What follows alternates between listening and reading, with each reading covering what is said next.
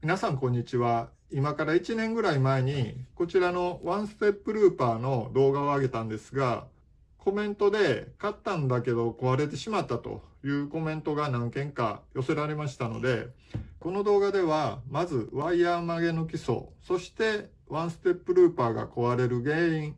さらにワンステップルーパーを壊さずにワイヤー曲げをする方法、この3つについてお話ししていこうと思います。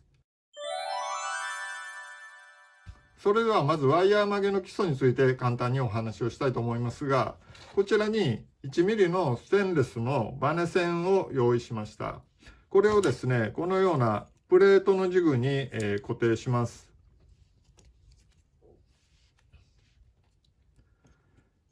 はい。で、これをですね、上から力を加えて曲げていくんですけども、まずですね、このように力を加えていくと変形しますよね。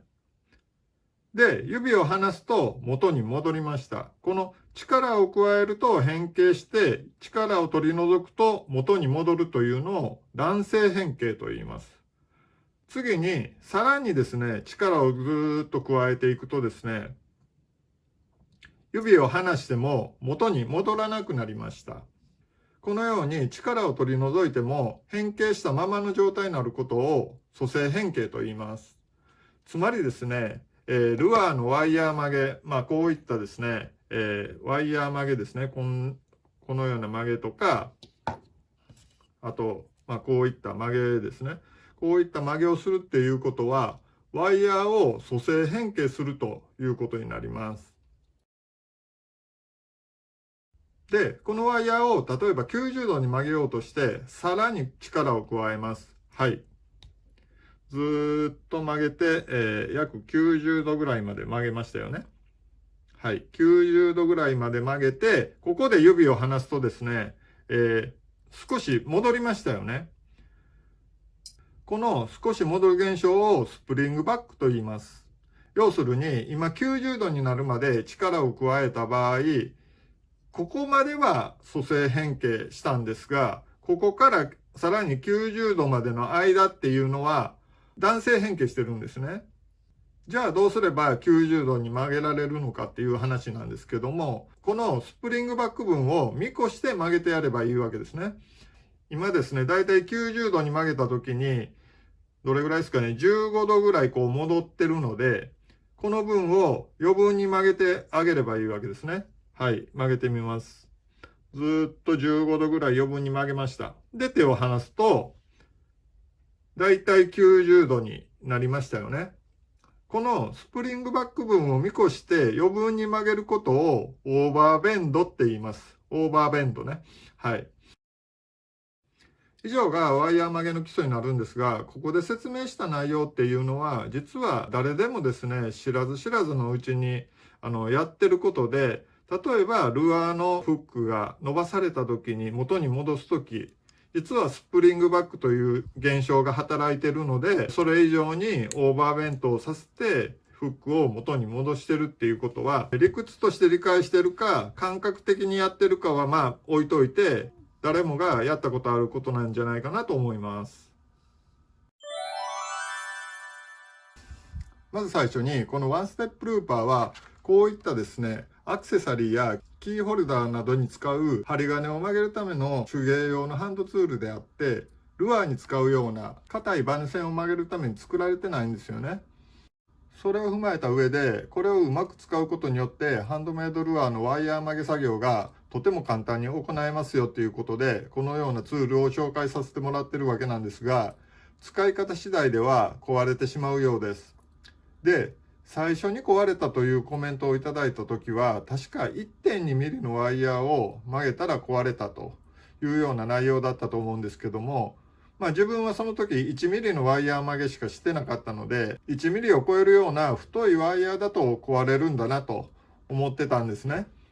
ところがその後に1ミリのステンレスのバネ線でも壊れたというようなコメントがあったんですが、自分はこのワンステップルーパーをもう3年ぐらい使ってて、たくさんのワイヤー曲げもしてきたんですけども、一度も壊れたことはありません。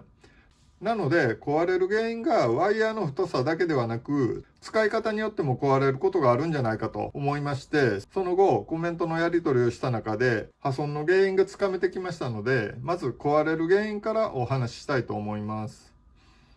このワンステップルーパーを使って、このようなワイヤー曲げをすることが多いと思うんですけども、実際にやってみるとですね、まずラウンドノーズプライヤーを使って U 字曲げを行います。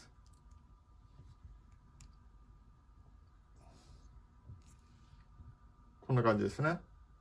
次に、ワンステップルーパーを使ってですね、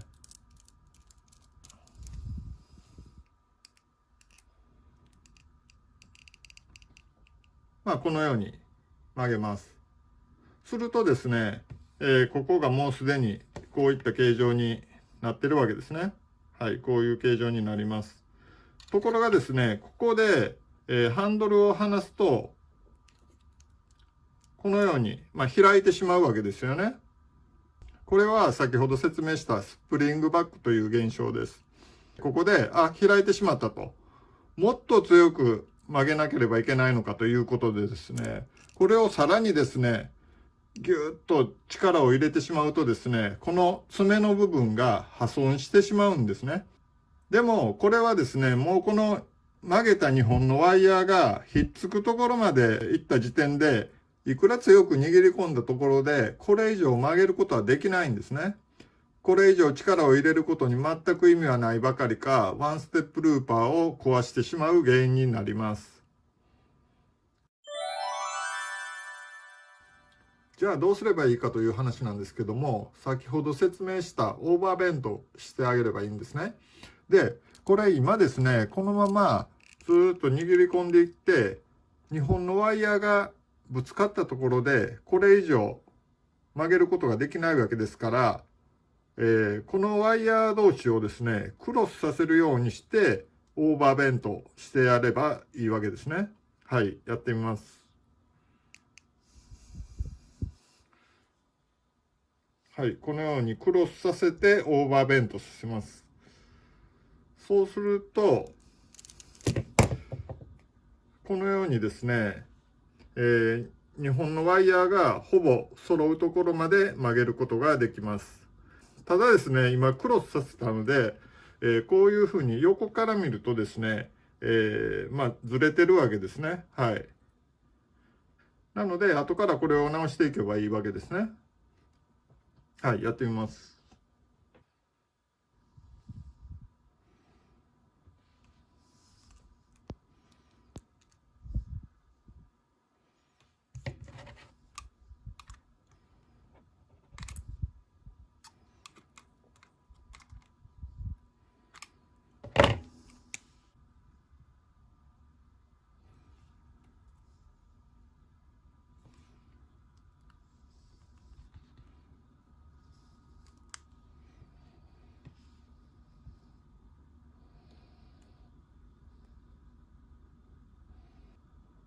はい、これでワイヤー曲げをすることができました。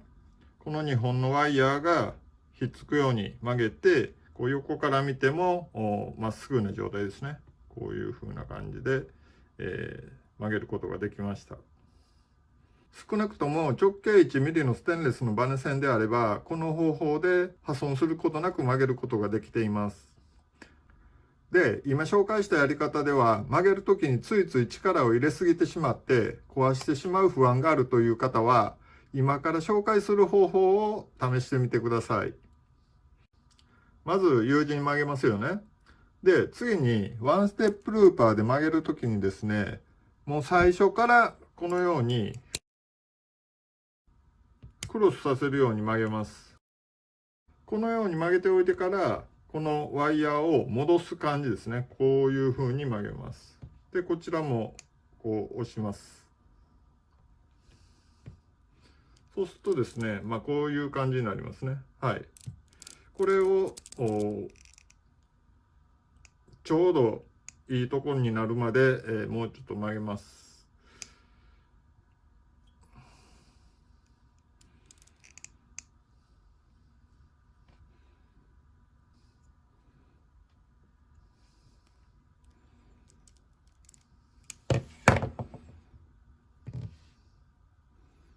はい、こんな感じですね。で、またこれ、クロスさせてるんで、このように、ずれてるので、これをまた直していきます。